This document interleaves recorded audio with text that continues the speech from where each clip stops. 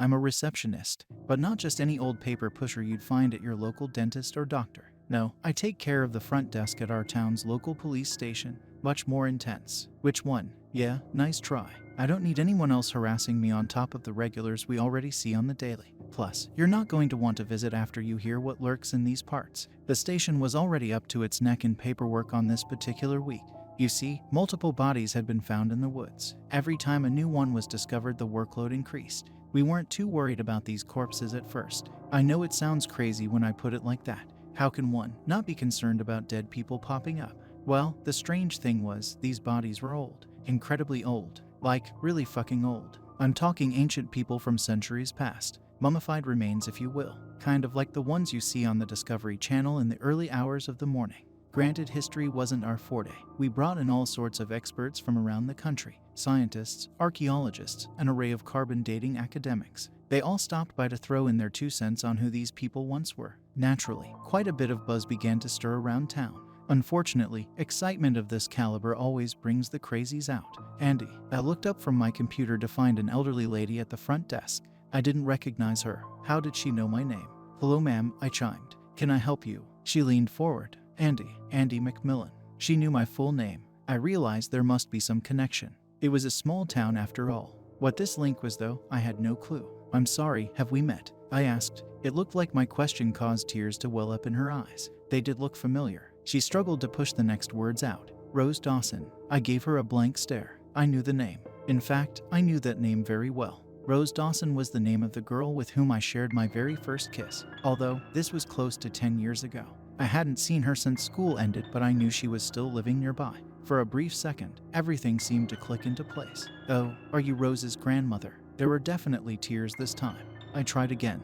Rose's mother. The salty water started to stream down her face. It's me, Andy. I'm Rose Dawson. I must have given off the impression that I thought she was nuts. The lack of words coming out of my mouth didn't help either. I mean, can you blame me? She sounded completely loony. The Rose Dawson I knew was the same age as me. I knew that as a fact. The old lady doubled down. Listen to me, Andy. You have to get people out of this town. All of those bodies in the woods. I know what happened to them. It happened to me. I saw it. I attempted to defuse the situation. This lady was quickly getting frantic and confused. Ma'am, it's all right. I need you calm so we can help. She put a hand to her head. Stop calling me ma'am. It's me, Rose. I pressed a button beneath my desk to call for some assistance. It looked like we were going to have to get in touch with a nursing home about a runaway patient. My fellow officers arrived and whisked her into the office. I told them to try and track down the real Rose to see if she could come in. There had to be a lead there. The station's entrance was quiet once again. I sat in the silence. It made me sad to think that one day I could deteriorate to that level of confusion.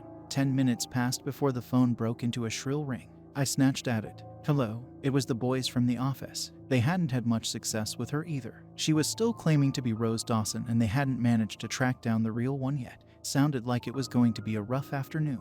That being said, she had elaborated on her story a bit more. She claimed there was a creature roaming the outskirts of town. Something about not looking into its eyes. The boys wanted to know if she'd mentioned any other names which they could try to track down.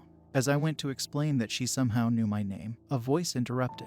Excuse me. I glanced up from my desk and found another elderly person looking back at me. This time a man. A very old man. It looked like his skin was vacuum sealed to his face. His skeletal frame was clearly visible. Sorry, just a minute. I blurted. I relayed the little information I had back to my co-workers and hung up. The old man smiled sweetly, waiting patiently. I turned my attention back to him. Sounds like you got quite the pickle there. He chuckled. It's been quite the day. Quite the week, actually. I sighed. With a quick shake of the head, I caught myself before I trauma dumped on this civilian and changed topic. Sorry, how can I help you, sir? Oh, don't mention it. I apologize for bothering you. I was just wondering if you could point me in the direction of the main strip. I'm from out of town, you see. Now this was more my speed. I briefly provided clear and direct directions to the town center. He seemed very appreciative, thanking me for my time with kind green eyes. It felt good to see my job was doing something for the world. A nice break from the earlier chaos. Just before the gentleman exited the foyer, he stopped. I hate to pry, my dear boy, but what was this talk on the phone of a creature in the woods? I threw a dismissive wave. Oh, don't worry about that. Just a disturbed citizen. He nodded with a grin. Not some urban folklore I should be aware of. He seemed harmless enough and didn't seem like the type to run around spreading rumors. I decided to tell him. Definitely not one I've heard of before. Poor lady thinks there's something in the woods that can aid you just by looking at it. He laughed. I wouldn't spend too long looking into that one if I were you. Not worth the little time you have left. I wasn't sure if that was just a friendly comment or a threat at first. He threw up a hand to bid farewell and staggered out. I turned back to my computer only to be faced with a black screen. It must have gone to sleep when I was distracted. Low power mode to save energy. I wished I had some energy after my exhausting week. I felt like I'd aged 60 years. I caught a glimpse of my reflection in the screen's glass and realized I had